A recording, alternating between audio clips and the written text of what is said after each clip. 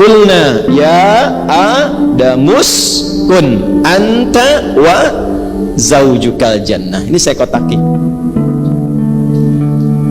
Wa qulna, kenapa saya tidak kotaki ini? Karena saya akan tunjukkan betapa tinggi dan istimewanya perintah ini.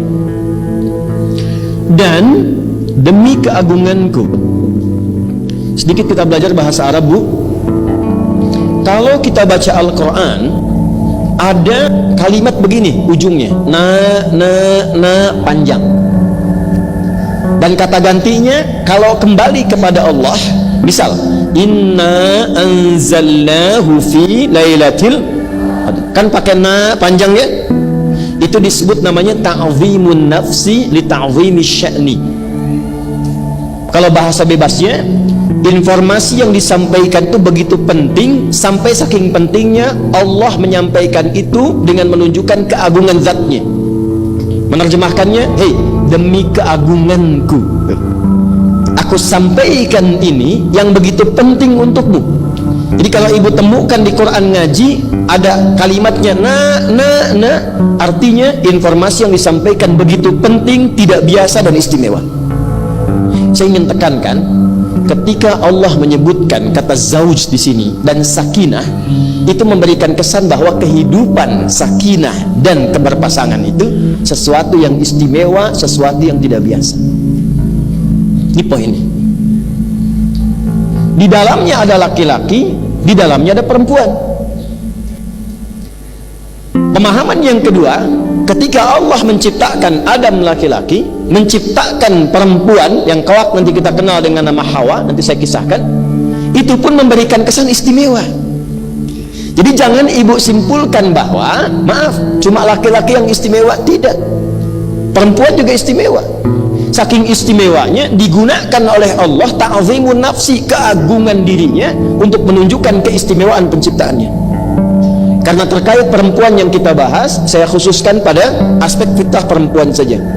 Maka di titik pertama ini saya ingin tekankan, ketika Allah kemudian memilih kelahiran dari rahim seorang ibu, keluar misalnya laki-laki, keluar perempuan, maka jangan banyak mengeluhkan apapun, karena apa yang telah Allah tetapkan itu istimewa untuk kehidupan kita. Jelas? Lahir perempuan, alhamdulillah. Lahir laki-laki, alhamdulillah. Nanti saat masuk materi kehidupan rumah tangga, saya akan bahas lebih jauh.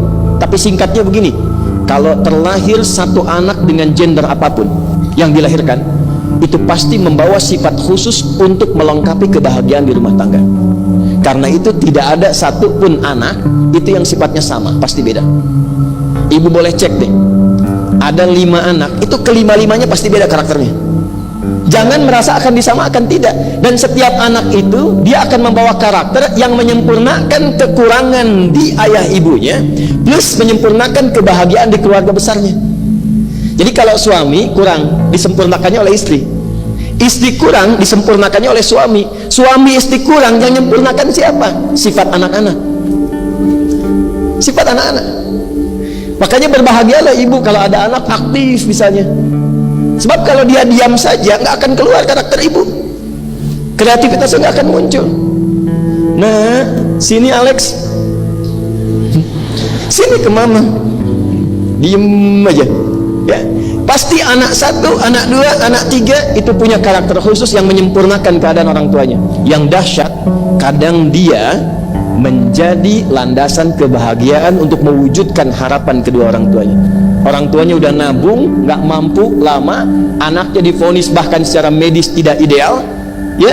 Tapi ternyata Allah anugerahkan cepat dia menghafal Quran dan haji kedua orang tuanya justru karena dari anak yang dianggap cacat itu. Makanya hati-hati ya. Maka wazaujuka, ini Adam, yang ini zauj menunjuk kepada pasangannya, perempuan.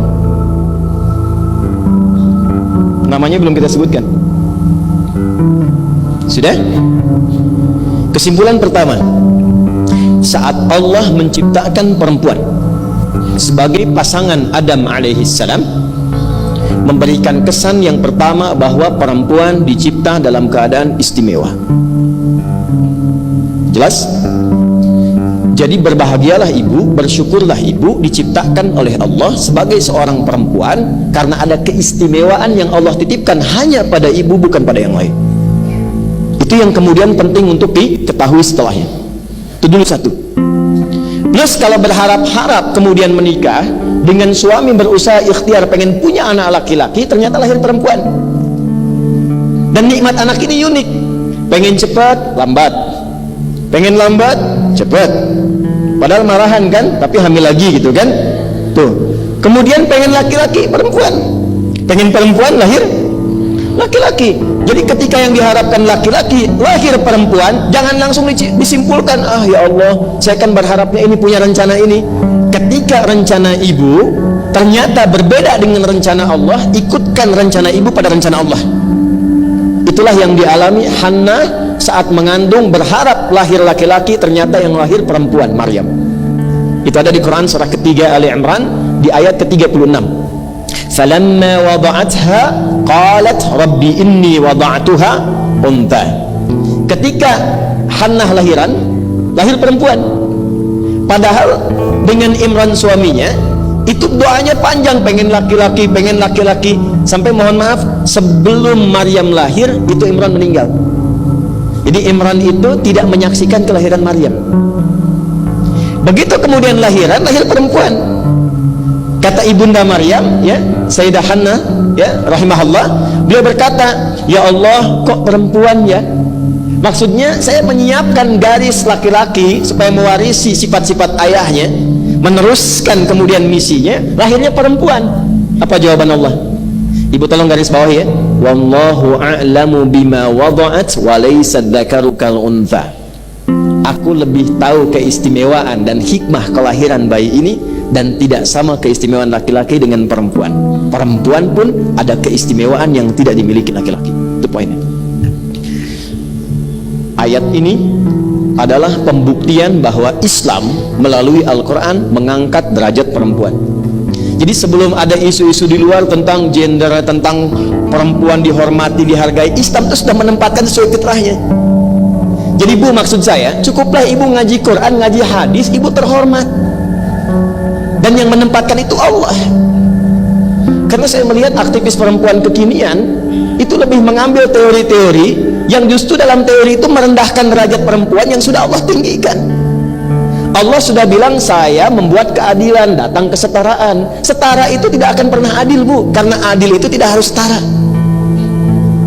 Yang adil itu diberikan sesuai dengan maslahatnya. Saya tanya ibu deh, ibu punya anak SD, SMP, SMA.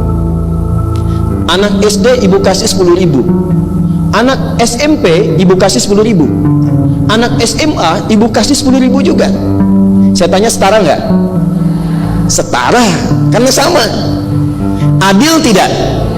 Tidak, karena beban anak SMP tidak sama dengan SD, beban SMP tidak sama dengan S. Jadi tidak melulu yang harus dimiliki laki-laki perempuan harus punya. Tidak setiap yang dikerjakan perempuan laki-laki harus punya. Jadi adil itu tidak harus setara. Problemnya setara, yang dibawa itu kesetaraan, bukan keadilannya. Jelas sampai sini? Oke. Jadi saya ingin berikan motivasi, bangga dulu sebagai apa? Perempuan. Nanti di pengajian bapak-bapak saya akan sampaikan bangga sebagai laki. Supaya adil. Nah, maaf ya, saya agak semangat, maksud saya supaya betul-betul optimis. Karena saya perhatikan sekarang sudah jadi perempuan pengennya jadi laki-laki. Ya, ada yang sebaliknya juga. Ada razia, begitu ketangkap, nama siapa? Nia Pak. Nama Nia. Nama lengkap yang betul Kurniadi. Udah singkat tuh. Satu. Dah. Sampai di sini dipahami?